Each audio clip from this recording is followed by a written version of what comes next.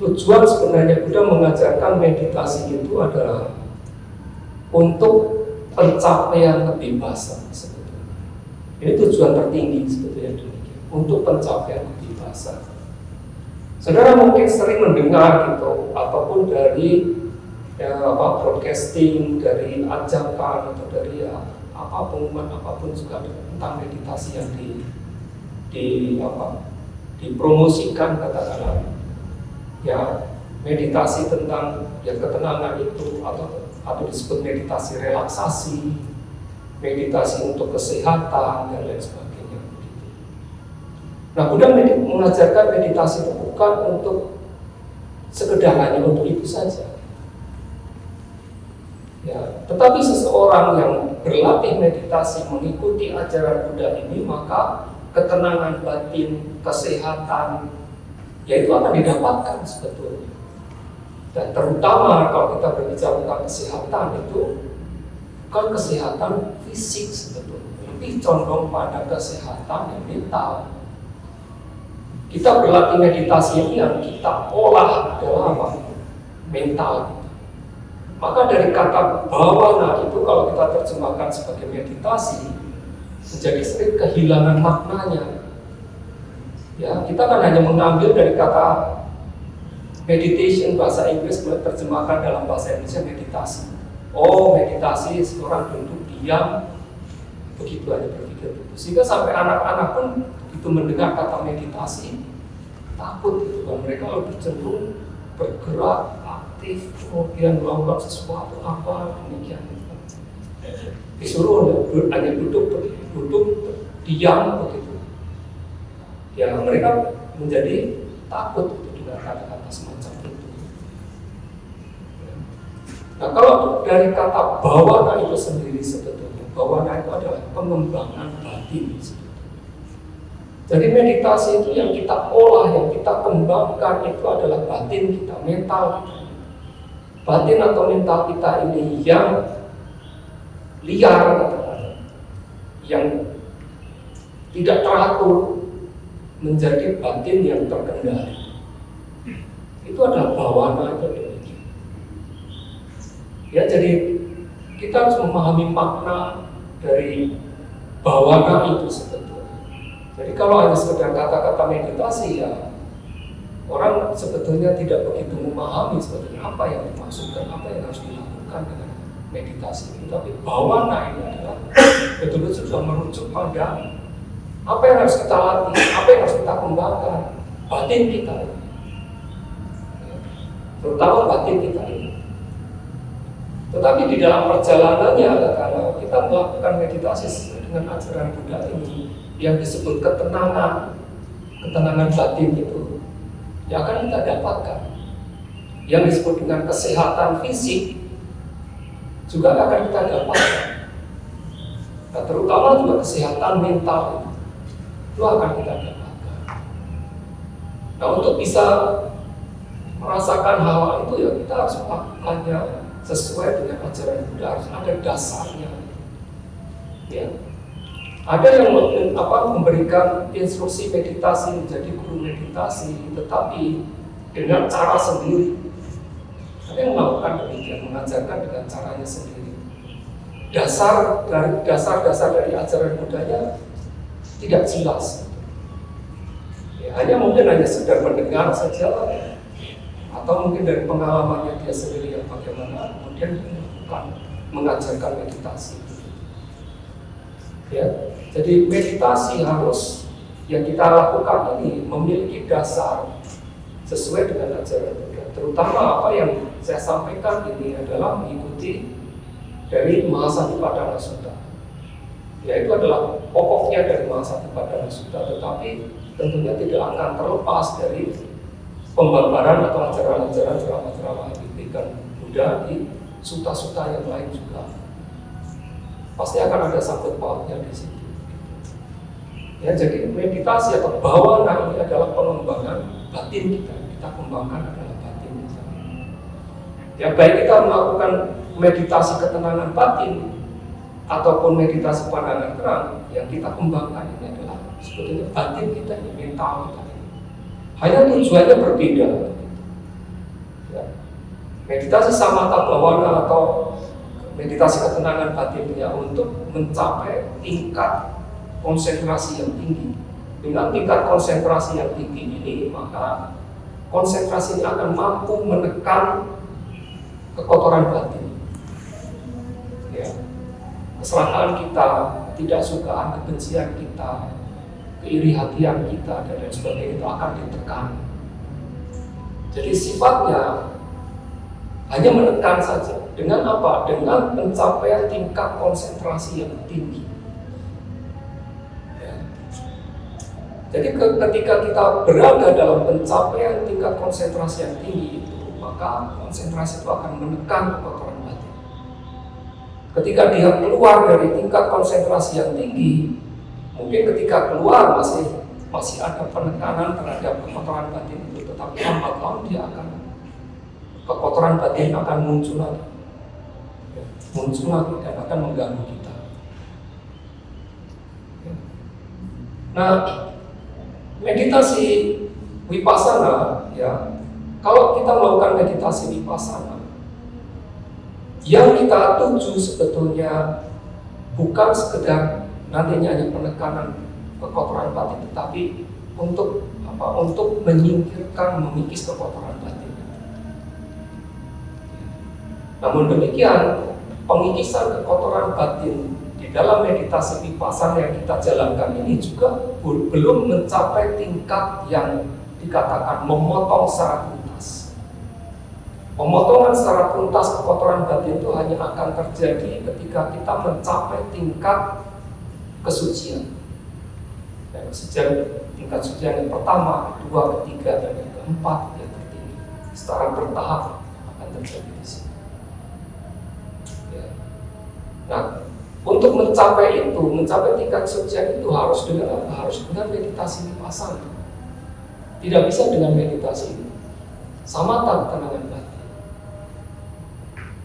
Ya, itulah maka Buddha mengapa mengajarkan meditasi samatha, karena beberapa siswanya atau para yogi ini, mereka menjalankan meditasi diawali dengan samatha atau ketenangan batin hingga mencapai tingkat konsentrasi yang tinggi. Setelah itu dia beralih atau melanjutkan meditasinya dengan pengembangan pandangan terang vipassana, sehingga akan terjadi katakanlah pemotongan kekotoran batin itu nantinya secara tuntas dengan pencapaian tingkat kesucian itu. Ya. Jadi tujuan dari kita bermeditasi vipassana itu demikian. Nah, kemudian kita di sini mengikuti metode Mahasi. Ya, yang disebut metode Mahasi ini adalah metode vipassana secara langsung. Jadi kita tidak mengembangkan tingkat konsentrasi terlebih dahulu yang kuat, baru kemudian beralih ke vipassana, tidak. Tetapi kita langsung mengembangkan vipassana atau pandangan terakhir. Ya. Nah, kalau demikian, apakah kita tidak memerlukan konsentrasi di dalam bermeditasi? Perlu, tanpa konsentrasi kita tidak bisa. Katakanlah hingga mencapai tingkat kesucian itu tidak akan mungkin terjadi juga. Nah, kapan pengembangan konsentrasinya terjadi? Pengembangan konsentrasi ini akan terjadi bersamaan dengan pengamatan yang kita lakukan pada objek vipassana kita. Nah, ini adalah satu cara yang disebut sebagai vipassana yamika. Wahana bagi yogi menjalankan praktek meditasinya itu seperti wahana, pandangan terang secara langsung, disebut sudah vipassana secara murni dalam ini adalah melakukan meditasi vipassana itu secara langsung, tidak didahului oleh pengembangan konsentrasi atau ketenangan batin terlebih dahulu. Jadi hal ini juga terjadi di masa-masa Buddha, kata kehidupan Buddha. Ya, banyak murid-muridnya juga menjalankan jenis meditasi demikian juga. Ya. Nah, memang di dalam pengembangan konsentrasi, ya, di dalam vipassana pengembangan konsentrasi itu berbeda dengan konsentrasi yang kita kembangkan di dalam samatha, akan berbeda. Meskipun seseorang mengembangkan ketenangan batin, konsentrasi terlebih dahulu hingga mencapai tingkat konsentrasi yang tinggi, tetapi ketika dia beralih untuk menjalankan meditasi vipassana, maka konsentrasi yang digunakan itu bukan konsentrasi tinggi yang disebut jhana itu di dalam konsep di dalam samatha atau ketenangan batin itu, bukan itu. Itu hanya sebagai landasan saja. Jadi dia sudah mengembangkan konsentrasi tinggi itu digunakan sebagai apa? Sebagai landasan. Ya, ketika dia bermeditasi vipassana. Dalam vipassananya sendiri yang digunakan sebetulnya adalah konsentrasi yang disebut khanika samadhi atau konsentrasi sesaat. Konsentrasi sesaat ini, kenapa yang terjadi di situ? Karena objeknya yang disebut nama dan rupa, batin dan materi, fenomena batin dan materi ini dia muncul dan lenyap setiap saat. Dia tidak bisa digenggam. Sementara kalau di dalam meditasi samatha ketenangan batin, karena objek yang biasanya kita gunakan di dalam meditasi ketenangan batin adalah objek yang bersifat konsep, objek yang merupakan bukan realitas yang sesungguhnya, ya bukan realitas spiritual. Maka jenis objek yang semacam itu dapat kita genggam, kita mengatakan, dapat kita cengkeram. Ya. Tetapi objek yang disebut realitas mutlak ini kita tidak bisa menggenggamnya karena dia memiliki sifat hakiki yang akan muncul dan lenyap setiap saat. Sehingga konsentrasi yang akan terjadi adalah konsentrasi yang disebut khanika samadhi. Ya. Nah, bagi mereka yang mengembangkan tingkat konsentrasi tinggi yang mencapai jhana itu, tentunya mereka memiliki landasan konsentrasi yang kuat.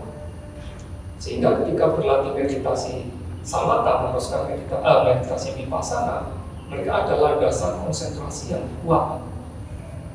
Ya, sehingga dalam vipassananya, ya mungkin dia akan lebih mudah.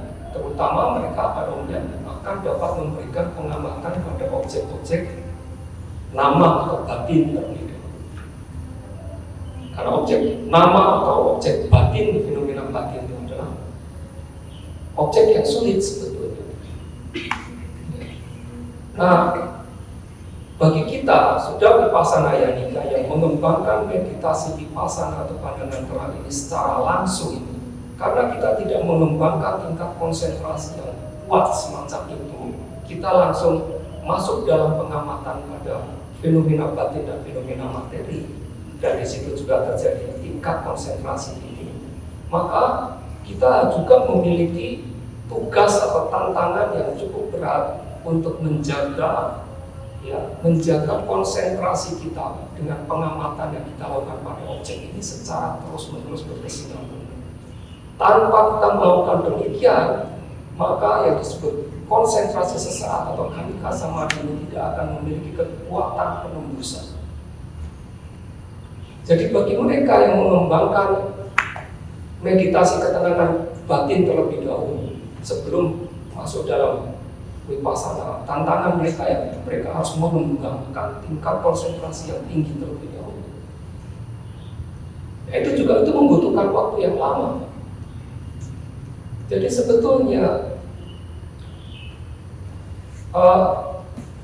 kondisi orang saat ini, ya kita tidak bisa tahu sebetulnya. Bahkan para guru meditasi saat ini pun juga kita tidak bisa mendeteksi bahwa masing-masing individu yang ada di sini lebih cocok mengembangkan konsentrasi terlebih dahulu baru vipassana atau yang langsung dengan vipassana. Hal semacam itu hanya kekuatan Buddha saja, hanya Buddha saja yang mengetahui semacam itu. Itulah maka kalau kita melihat perkembangan konsentrasi atau yang diajarkan yang ada pada saat ini, pada umumnya ya misalnya dengan anapanasati itu kan keluar masuknya nafas itu hanya semacam itu. Ya.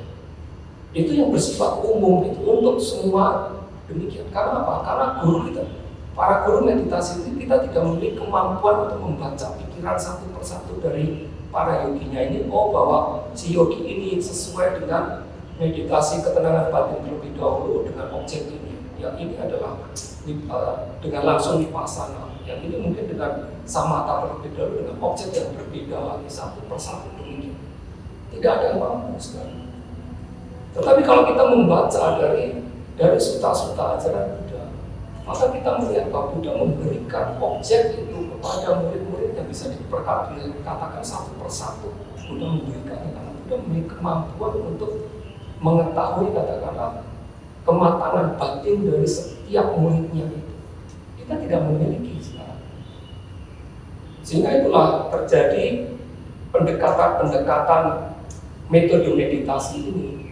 Nah, terutama kalau di Myanmar itu terutama meditasi vipassana murni atau vipassana secara langsung semacam ini berkembang banyak. Ya ini disebut metode Mahasi ini kan salah satu saja. Ada metode mungkin Goenka, ya, metode Sun Lun, Teinggu, gitu, Mokho dan lain sebagainya. Ya. Jadi semua itu yang berkembang terakhir itu kebanyakan adalah vipassana yanika, vipassana secara langsung semua.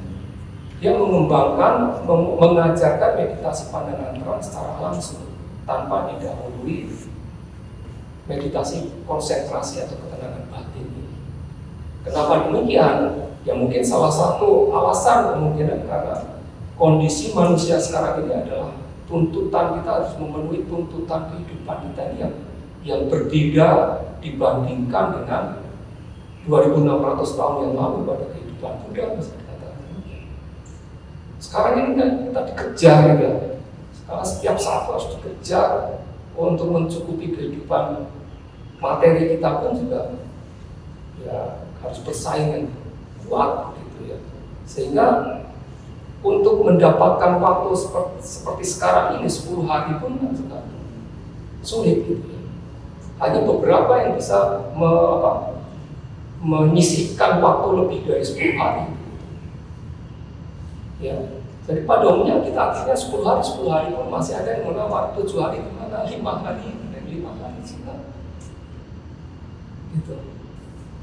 Yuk kita menyelenggarakan langsung 1 bulan, nggak ada yang daftar.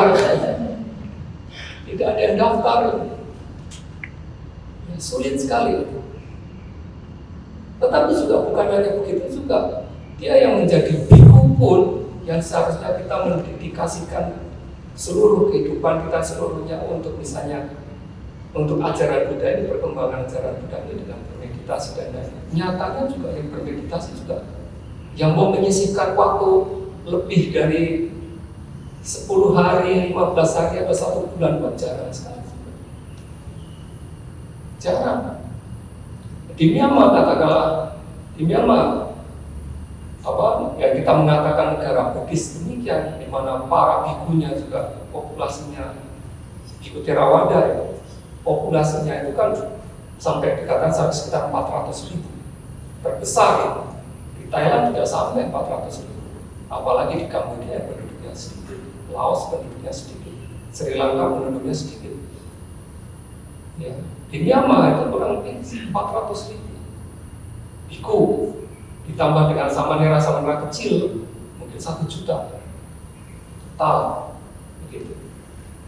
Ya, tetapi di antara sekian banyak itu, ya, meskipun juga tempat meditasi juga banyak, yang mau bermeditasi, yang tekun bermeditasi, yang mencurahkan kehidupannya sebagai biku itu dalam pencapaian kesucian itu, istilahnya sedikit sekali, kurang dari 10%.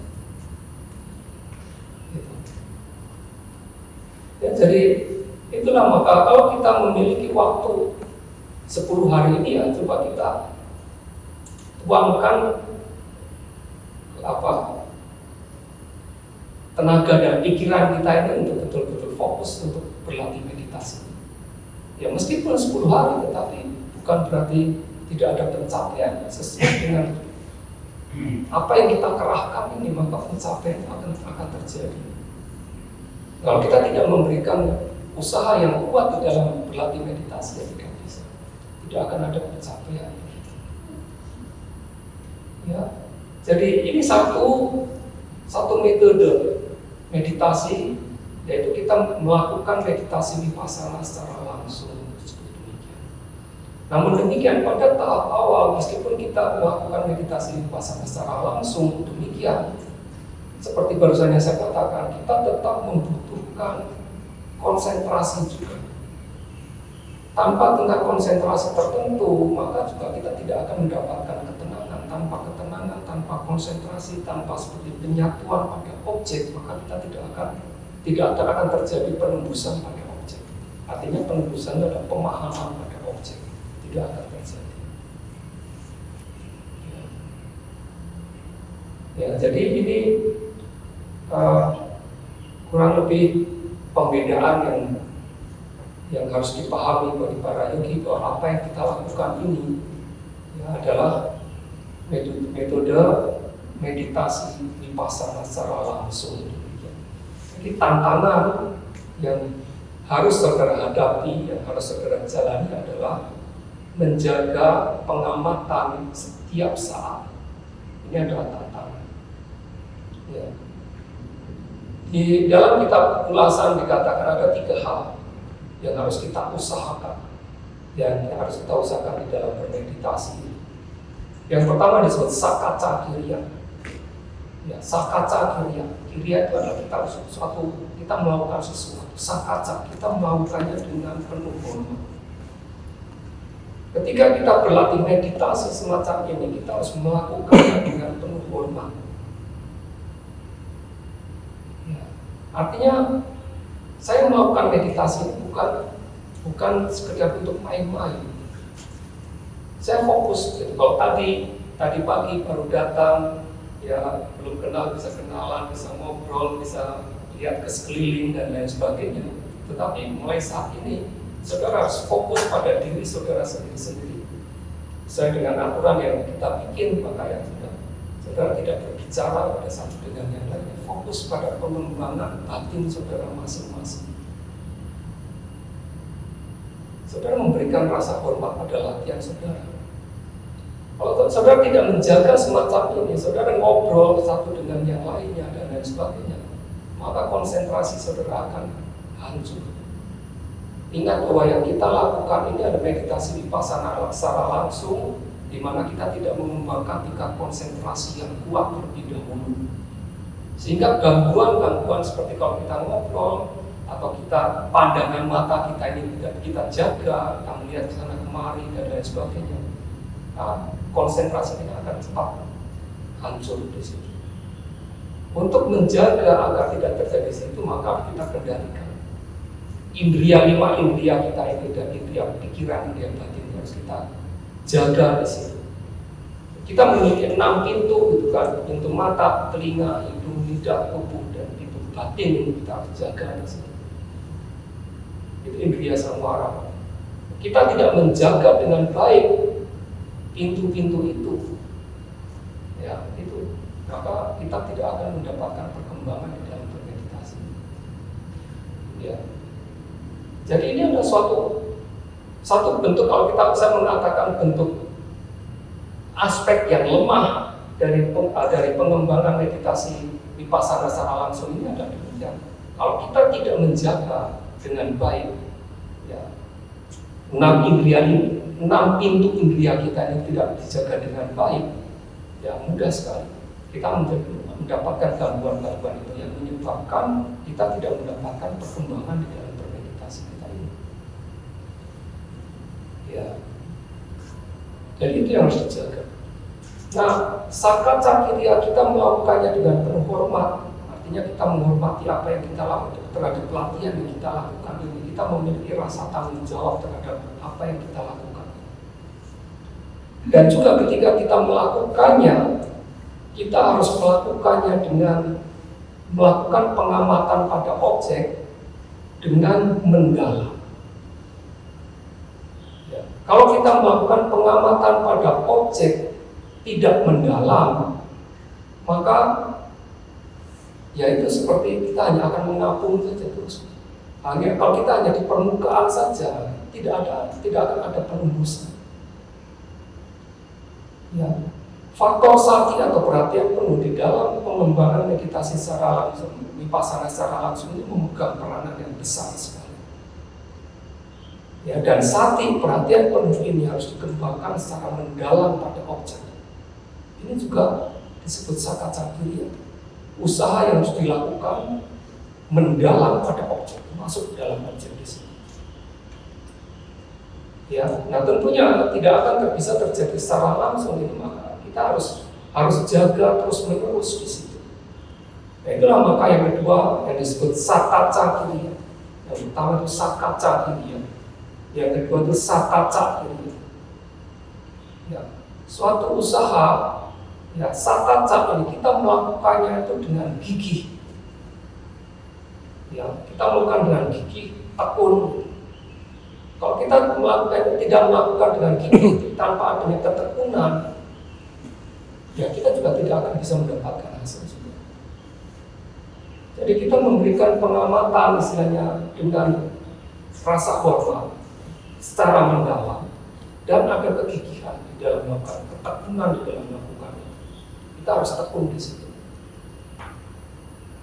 Ya, itu juga satu faktor yang harus kita perhatikan di situ. Ya.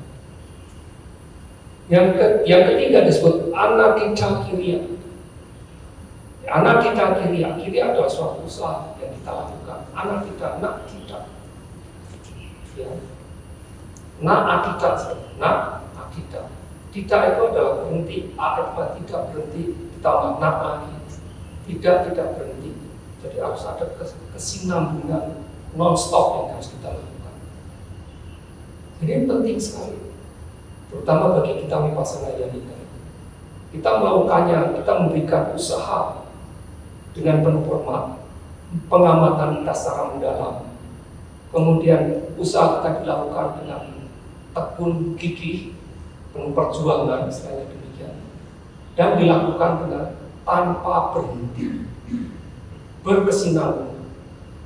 Mulai dari saudara adalah bangun pagi, ya begitu ada kesadaran, disitulah saudara mulai bermeditasi. Saudara menjaga setiap tindakan apapun yang dilakukan dari pagi adalah sampai malam hari sebelum lelap tidur. Itu adalah tantangan yang berat sebetulnya, tidak mudah. Tetapi itu yang harus diingat. Itu yang harus diingat bahwa saudara harus melakukan demikian. Saudara harus berusaha untuk mengurangi gap gitu ya, mengurangi jeda-jeda itu jangan sampai banyak. Berusaha terus berkesinambungan terus. Dengan cara demikian maka yang saya katakan sebagai kanika samadhi atau konsentrasi saat itu akan berlangsung dari saat ke saat dari pagi kesadaran aktif itu terjadi sampai malam hari sebelum terlelap tidur. Dengan cara demikian maka kanika samadhi atau konsentrasi saat itu akan memiliki momentum kekuatan untuk penembusan pada objek. Pemahaman itu akan terjadi di situ. Nah, ini adalah suatu tantangan bagi kita yang harus kita lakukan sebagai vipassana yanika.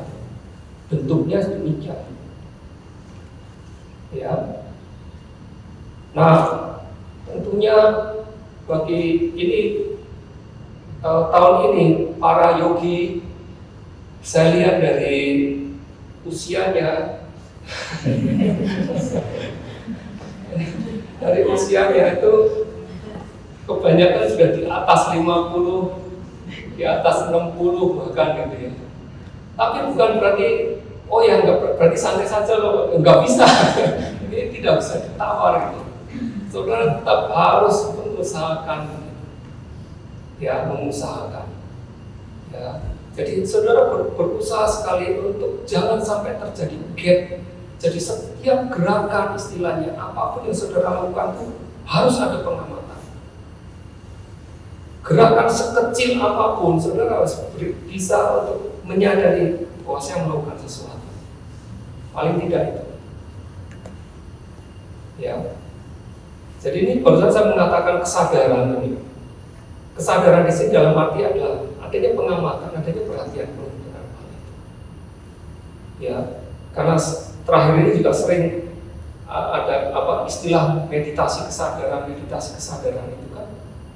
Jadi kemudian hanya berpikir, oh saya menyadari ini sudah, berarti sudah meditasi. Itu belum masuk di dalam apa yang kita kembangkan sekarang ini sebagai meditasi vipassana.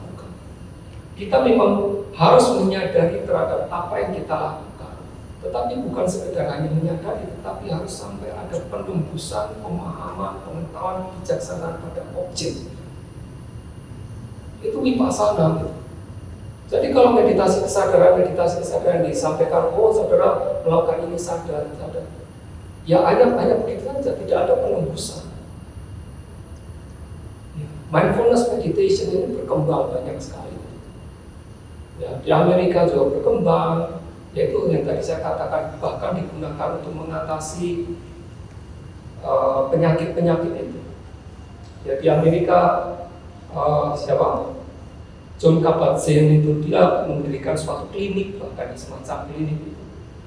Ya, mindfulness based stress reduction. Jadi dia mengembangkan meditasi dengan kesadaran, katakan kesadaran itu untuk apa? Digunakan untuk mengurangi stres. Karena apa? Manusia kan sekarang ini banyak stres. Di rumah tangga juga stres, di tempat kerja juga stres, gitu kan? Tidak dijaga stres ini menjadi depresi, menjadi gila, gitu kan? Maka itu digunakan ya. Tetapi saya katakan tadi bahwa tujuan kita bermeditasi itu bukan sekedar sampai di situ saja. Ya, jadi kita harus menempatkan ajaran Buddha ini yang semestinya. Gitu. Tujuan Buddha mengajarkan meditasi vipassana ini terutama adalah untuk mencapai kebebasan. Kebebasan dari apa? Kebebasan dari kekotoran batin. Ya, di dalam perjalanan itu kita mungkin mendapatkan kesehatan dan lain sebagainya. Tapi itu jangan kemudian itu ditempatkan sebagai tujuan tertinggi. Itu hanya suatu hasil samping saja. Hasil samping jangan dipakai untuk ditempatkan sebagai tujuan tertinggi. Kalau kita menempatkan hasil samping sebagai tujuan tertinggi, kita sangat merendahkan ajaran Buddha. Kita tidak seharusnya melakukan itu. Kita menempatkan tujuan yang sebenarnya di tempat yang sesungguhnya sebenarnya itu. Ya. Dan jadi saudara harus melakukan dengan penuh hormat. Artinya pengamatan harus dilakukan secara mendalam. Ya. Kemudian saudara melakukan dengan gigih tekun. Ya. Saudara melakukan non-stop berkesinambungan terus-menerus. Itu yang harus dilakukan. Kalau dalam 10 hari ini saudara harus melakukan demikian. Ya. Jadi untuk bisa terjaga demikian itu maka kurangi hal-hal yang tidak perlu itu jangan saudara lakukan. Ya. Maka terutama ngobrol itu sangat mengganggu sekali. Ya. Maka itu harus betul-betul dikurangi. Konsentrasikan fokus pada pengembangan meditasi yang saudara lakukan. Gitu. Ya. Nah, kemudian objek meditasi. Kita bermeditasi tanpa adanya objek itu tidak bisa. Objek di dalam meditasi vipassana atau pandangan terang ini adalah disebut nama dan rupa. Fenomena batin dan fenomena materi. Kalau di dalam meditasi konsentrasi, objeknya itu ya misalnya objek yang disebut kasina itu alat ya, alat buat bentuk seperti piringan, seperti isinya tanah ya atau air dan lain sebagainya. Itu wujud tanah yang betul-betul tanah itu dan lain sebagainya. Atau warna misalnya, atau ya tanah panasati keluar masuknya nafas ini ya, digunakan semacam itu. Tetapi di dalam meditasi vipassana ini karena vipassana kita yang dalam secara langsung, maka kita menggunakan objek yang yang mudah kita dapatkan terlebih dahulu, yang akan membawa kita pada perkembangan konsentrasi yang cepat. Ya. Nah, objeknya terutama adalah yang disebut 4 unsur ini. Ya, ini adalah objek materi, disebut objek fenomena materi. Jadi secara garis besar ada fenomena batin dan fenomena materi, itu adalah objek dari vipassana. Ya. Nah, namun demikian, meskipun ada fenomena batin dan fenomena materi, kita menggunakan terlebih dahulu mengawalinya untuk mengembangkan meditasi vipassana langsung ini dengan pengamatan pada fenomena materi. Ya, fenomena materi ini banyak sebetulnya, ada 28 jenis. Dari 28 jenis ini kita mengambil hanya 4 terlebih dahulu. Yaitu 4 unsur itu disebut 4 unsur. Karena 4 unsur ini, yaitu unsur tanah, unsur air, unsur api, unsur udara, atau unsur angin ini, 4 unsur ini merupakan unsur yang pokok, ya, unsur yang selalu muncul terjadi setiap saat. Katakan di mana ya, di dalam diri kita ini sebetulnya. Di benda-benda di sekitar kita ini juga ada sebetulnya di situ.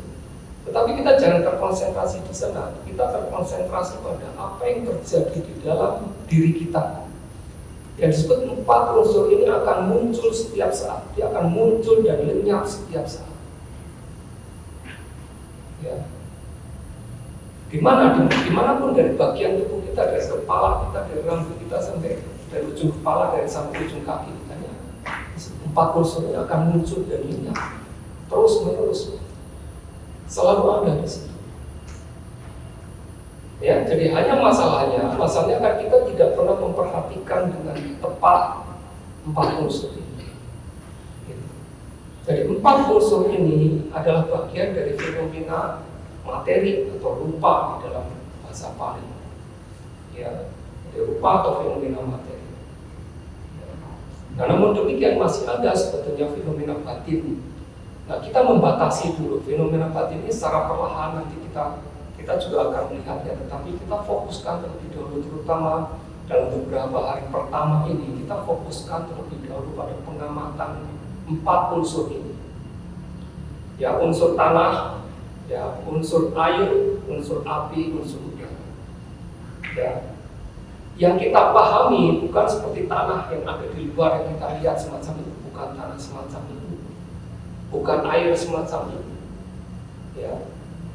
Tetapi yang akan kita pahami sebetulnya dari apa? Dari sifatnya, dari karakteristiknya. Ya. Unsur tanah memiliki sifat atau karakteristiknya, keras, lunak, misalnya demikian. Itu yang saudara harus pahami di situ. Ya, unsur air ini adalah sifat kohesi, daya kohesi melekat, gitu ya. Kemudian gaya seperti mengalir, itu adalah unsur sifatnya demikian. Ya, jadi yang kita perhatikan adalah sebetulnya karakteristik atau sifatnya. Ya, unsur api tentunya panas atau dingin. Sekarang panas gitu ya. Kita merasakan sebetulnya. Kita merasakan di sini panas, kita sampai berkeringat dan lain sebagainya. Pagi hari mungkin kita merasakan dingin dan lain sebagainya. Tapi itu harus kita perhatikan, bukan hanya sekedar di situ. Kalau kita hanya melihat sebagai ini panas dengan begitu saja, itu masih mengambang, itu masih di permukaan. Maka harus kita melihat sampai ke dalam, sampai kita lihat secara detail lagi bahwa hal itu yang disebut unsur-unsur itu adalah muncul dan lenyap setiap saat. Itu harus kita pahami, harus kita lihat dengan pengamatan kita, bukan dengan berpikir, tapi dengan pengamatan kita yang menembus, yang tajam. Kita harus bisa melihat itu. Unsur udara itu adalah unsur yang menyebabkan adanya suatu dorongan, menopang, atau dikatakan dia seperti meluas. Meluas dalam arti dia menopang sebetulnya. Ya. Kita bisa duduk, kita bisa berjalan, tangan saya bisa bergerak, demikian dan sebagainya. Itu karena apa? Karena adanya unsur udara. Kalau tanpa ada unsur udara, kita tidak akan bisa duduk demikian. Bahkan kita berbaring pun di situ perlu unsur udara. Tanpa adanya unsur udara juga kita tidak bisa dalam posisi tidak berbaring seperti itu juga. Nah, jadi yang kita perhatikan dari 4 unsur pokok ini, ya, unsur tanah, air, api, dan udara ini, saudara berusaha untuk memberikan pengamatan sehingga saudara mampu memahami karakteristiknya. Ya. Nah, sedikit tentang unsur tentang fenomena batin. Ini kan 4 unsur itu bagian dari fenomena materi. Ya.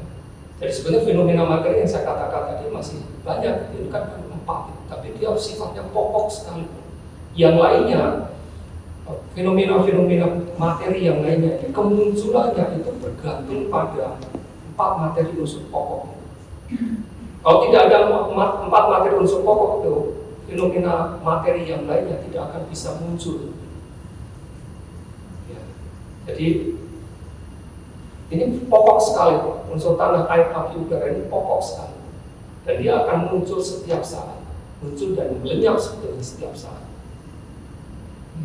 Itulah karena kemunculan dan kelenyapannya setiap saat, dan dia juga merupakan fenomena yang bersifat pokok. Nah, maka ini yang paling mudah kita amati. Fenomena materi yang lainnya adalah misalnya saya sebutkan materi sensitivitas mata ada di dalam retina kita, tersebar di situ. Ya, materi sensitivitas telinga ada di dalam telinga, di dalam organ di dalam telinga kita, tersebar di situ sehingga kita bisa mendengar. Kalau di mata menyebabkan kita bisa menangkap bayangan, objek visual, maksudnya demikian. Materi sensitivitas hidung ada di dalam hidung kita ini sehingga kita bisa mencium bau-bauan tertentu, kita bisa mengenalinya. Ya, materi sensitivitas lidah ada tersebar di lidah, di situ kita bisa mengetahui ada rasa asin, ya, manis dan lain sebagainya kan tersebar di situ. Materi sensitivitas tubuh ini tersebar di seluruh tubuh kita ini, sehingga ketika ada sentuhan kita mengetahui. Itu juga materi juga. Bentuk materi tertentu yang berbeda dengan materi 4 unsur. Tetapi materi-materi itu kemunculannya bergantung pada 4 materi unsur pokok. Ya. Kemudian ada disebut kita di sini laki-laki dan perempuan, gitu kan? Ini kan juga ada bentuk materi tertentu, materi pembawa sifat jantan, materi pembawa sifat betina yang berbeda. Dan maka yang laki dengan yang wanita berbeda. Yang laki memiliki materi pembawa sifat jantan, pria. Yang wanita memiliki materi pembawa sifat wanita. Tidak bisa terbalik itu, makanya yang laki menjadi berlinggak-linggok gitu. Ya, karena ada sesuatu yang tidak normal bisa terjadi begitu. Ya. Nah, semacam itu dan yang lainnya. Nah, fenomena batin itu juga lebih banyak lagi. Fenomena batin ini terdiri dari 2 kelompok kan. Satu yang disebut kesadaran bukan dalam arti yang tadi saya katakan kesadaran meditasi, kesadaran itu bukan. Kesadaran dalam bahasa apa yang disebut cita. Cita atau kesadaran ini dia akan mengenali adanya suatu objek. Jadi dia mengenali adanya objek tertentu. Bukan mengenali objek berarti oh ini laki-laki perempuan, bukan begitu. Dia hanya kalau kesadaran itu disebut kesadaran mata terjadi muncul begitu ya. Berarti dia mengenali adanya objek visual, bentuk penglihatan. Dia hanya sekedar mengetahui ada bentuk penglihatan. Dia belum bisa membedakan ini manusia, ini adalah binatang, ini laki-laki perempuan, dia belum bisa. Tapi dia sekedar mengenali ada bentuk penglihatan. Begitu. Itu disebut kesadaran. Ya, contohnya seperti itu. Ya, dengan suara juga tidak hanya sekedar suara, bukan suara ini merdu tidak merdu, bukan begitu. Masih hanya sekedar suara saja. Itu kesadaran telinga. Nah, dan yang lainnya. Itu disebut cita atau kesadaran. Dan satu lagi disebut faktor mental. Ya, faktor mental atau dalam bahasa Bali citasika. Jadi ada cita dan citasika. Kesadaran dan faktor mental. Nah, faktor mentalnya ada 52 macam. Ya, menurut ajaran Buddha ada 52 macam.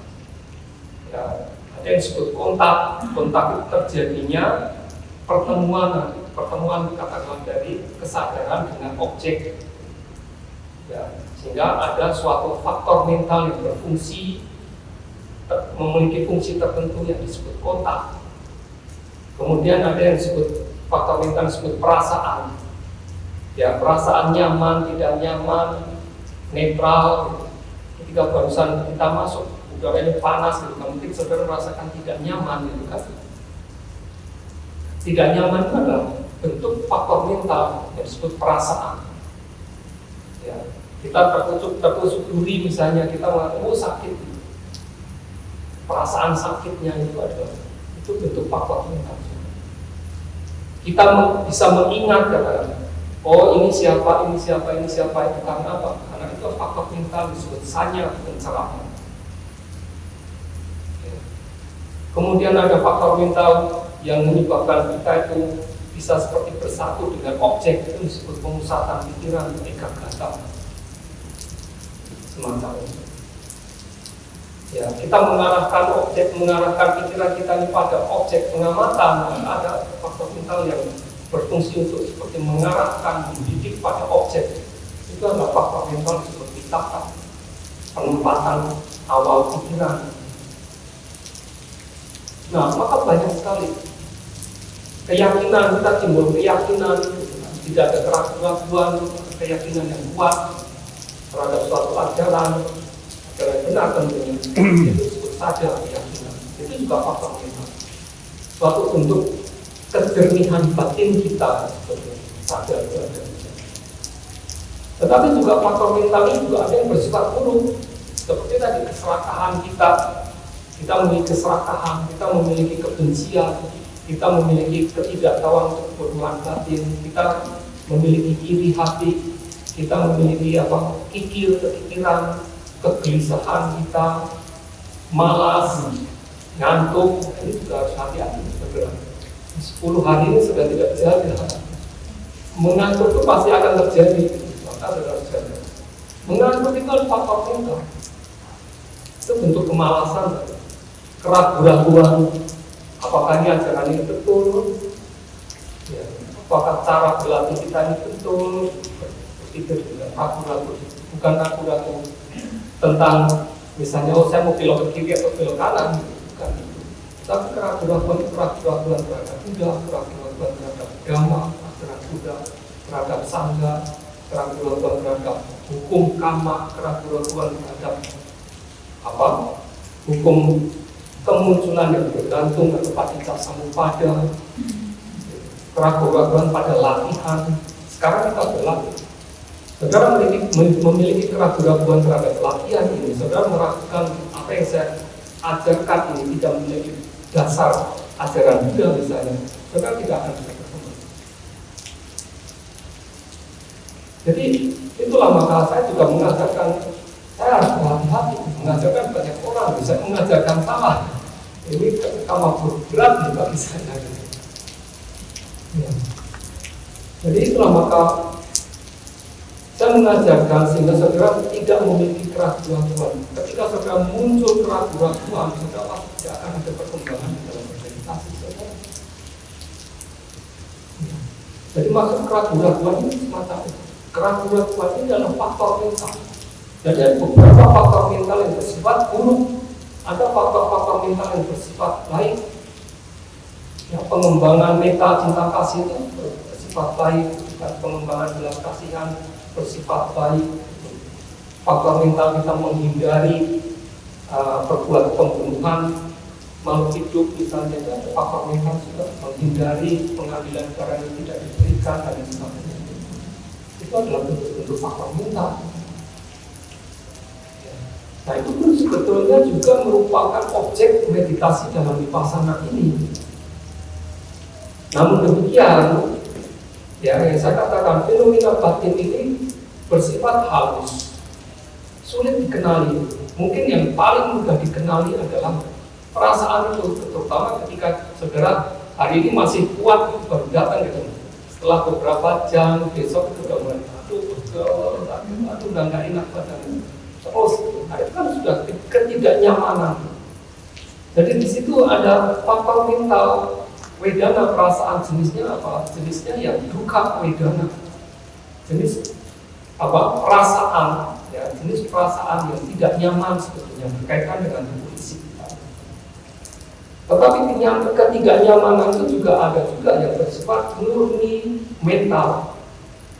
Ada yang bersifat murni mental.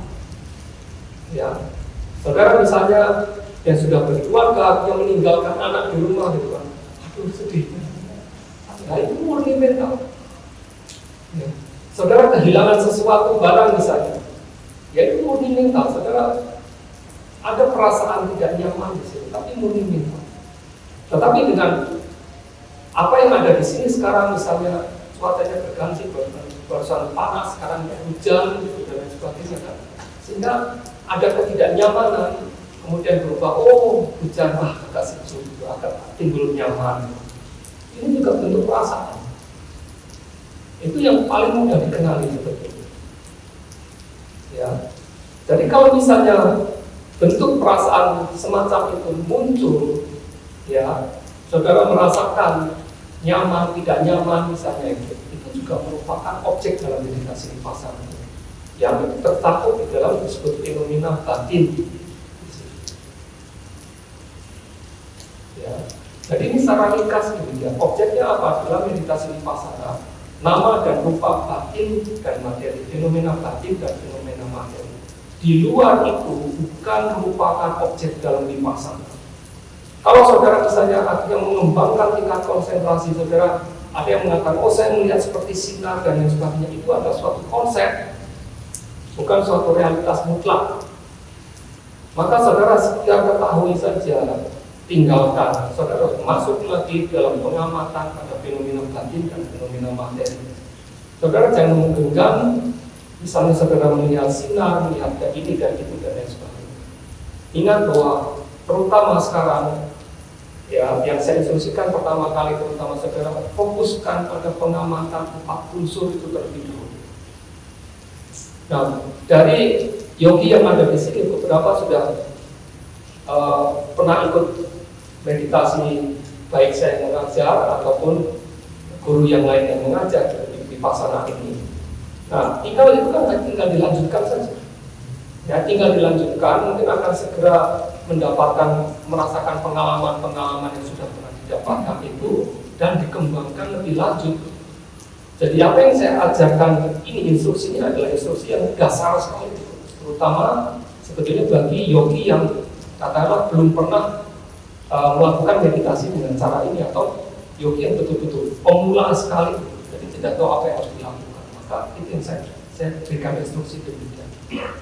Nah, sehingga nanti dalam instruksi selanjutnya, terutama besok lusa, mulai ada interview. Nah, di situ kan saya akan mendengarkan laporan saudara dalam bermeditasi, sehingga kan saya akan bisa memberikan pengarahan yang lebih apa yang harus diberikan pengamatan lebih mengenal. Tapi apa yang saya berikan sekarang ini terutama adalah bagi para yogi yang belum pernah sama sekali ataupun yang pernah tetapi mungkin dengan metode lain yang berbeda caranya dengan apa yang saya lakukan. Karena ini kan suatu pendekatan tertentu yang berbeda dengan mungkin yang pernah saudara lakukan.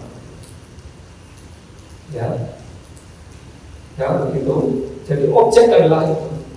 Ya. Nah, kemudian apa yang harus kita lakukan dalam meditasi itu hanya dalam 3 sikap: duduk, berjalan, dan berdiri. Ya, jadi selama kita aktif, selama kesadaran kita mulai aktif dari pagi sampai malam sebelum terlelap tidur, saudara harus melakukan meditasi terus-menerus, ya, dalam 3 sikap ini saja. Mungkin saudara duduk, berjalan, atau berdiri. Ya, tidak boleh berbaring. Di sini tidak bisa berbaring. Berbaring itu hanya nanti sebelum tidur saja. Ya, selama aktif ini, saudara harus mengembangkan hanya dalam 3 sikap. Ya, duduk, ya, berdiri atau berjalan. Nah, ketika meditasi duduk, ya, karena pengamatan kita ini pada 4 unsur, ya, pengamatan kita pada 4 unsur, maka menurut metode Mahasi ini, kita direkomendasikan untuk memberikan pengamatan terutama pada gerakan perut yang mengembung dan mengempis ini, terutama di sini, bukan di anapanasati keluar masuknya nafas di sini.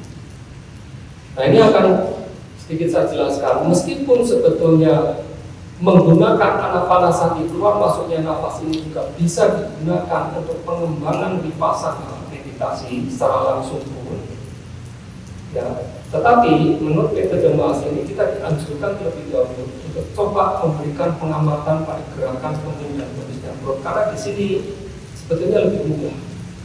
Ya, sebetulnya lebih mudah, tetapi beberapa yogi mengalami kesulitan juga. Tetapi secara umum sebetulnya lebih mudah. Gitu.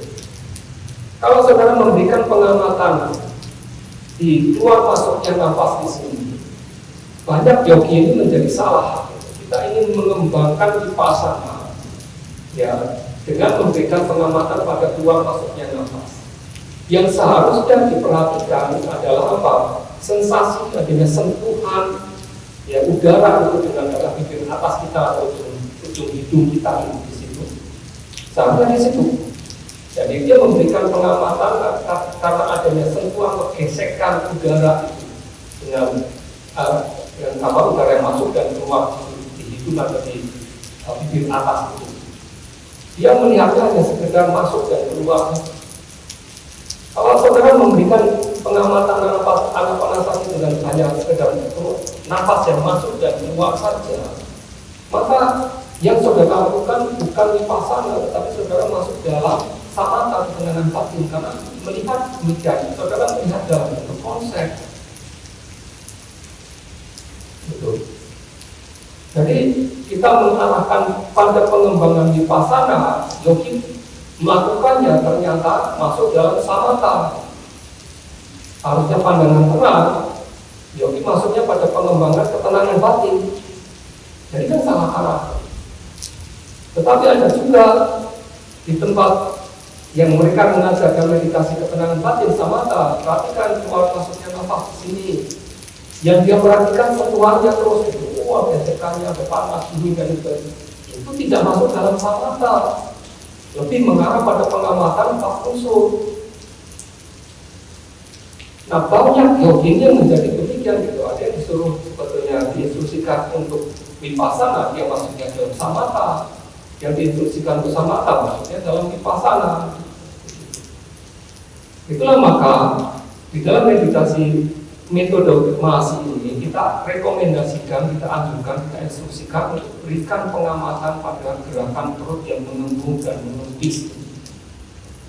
Jadi saudara tidak terfokus di sini, tetapi fokuskan pada gerakan perut yang mengembung dan mengempis. Saudara bernafas secara alami, jangan dibuat-buat. Ya, saudara bernafas secara alami. Hanya sekarang fokuskan pikiran saudara itu pada perut, diletakkan pikiran, fokuskan itu pada perut di sini. Ketika saudara menarik nafas secara alami, maka perut kita ini akan mengembung. Nah, maka perhatikan gerakan perut yang mengembung. Ada gerakan perut yang mengembung sedikit. Gitu. Perhatikan di situ. Ketika saudara mengeluarkan nafas, maka perut kita akan mengempis. Perhatikan gerakan yang mengempisnya. Ya, jadi saudara memperhatikan ketika perut saudara mengembung, saudara bisa memberikan pencatatan mental, bahkan label istilahnya itu, dibantu dengan pencatatan mental. Saudara mengatakan mengembung. Ketika perut saudara mengempis, berikan pencatatan mental mengempis, sehingga mengembung dan mengempis. Jadi persamaan ketika perut mengembung, saudara memberikan pencatatan mental untuk mengembung. Ketika saudara mengempis, berikan pencatatan mental mengempis. Jadi kembung, kempis, kembung, kempis. Saudara bernafasnya harus secara alami. Ya, jangan dibuat-buat. tidak bisa mengenali, belum bisa mengenali adanya gerakan di situ, maka saudara bisa sentuh dengan tangan, dibantu dengan sentuhan tangan terlebih dahulu. Jangan ditekan, tapi disentuh saja. Disentuh demikian, fokuskan betul, fokuskan pada sentuhan di sini. Maka saudara akan merasakan adanya gerakan mengembung dan mengempis. Perhatikan itu, terus menerus. Letakkan di situ terus, jangan lari ke atas lagi ya. Konsentrasinya akan tidak bisa mencapai kekuatan. Terus di sini perhatikan terus, mengembung dan mengempis, mengembung dan mengempis. Nah, ketika memperhatikan itu, ya pertama kali mungkin saudara masih kesulitan. Jadi bahkan saudara hanya akan melihat wujud dari perut saudara saja. Pada tahap awal mungkin demikian. Kalau saudara melihat wujud dari perut itu, maka belum masuk ke dalam, belum melihat yang disebut saya katakan sebagai realitas mutlaknya, itu belum melihat. Bentuk perut kita ini ada masih dalam yang disebut konsep tadi. Dalam bahasa Bali disebut santana panyati. Satu konsep wujud. Oh, perut saya itu demikian. Tetapi ketika saudara kemudian mengembangkan konsentrasi pengamatan lagi pada gerakan kembung dan kempis perut ini, akhirnya saudara bisa merasa, oh ini mengembungnya, oh demikian, mengempis, ada mengembungnya, mengempis, mengembung, mengempis. Ya. Nah ini tahap yang konsentrasi saudara itu mulai berkembang sedikit lebih dalam. Itu disebut akara panyati. Itu masih dalam bentuk konsep. Saudara mengetahui bahwa sekarang posisi saya mengembung, posisi saya mengempis. Ini juga masih suatu konsep. Nah, sampai saudara bisa mengenali yang saya katakan tadi sebagai sifatnya atau karakteristik dari 4 unsur tadi, dengan gerakan kembung dan kempis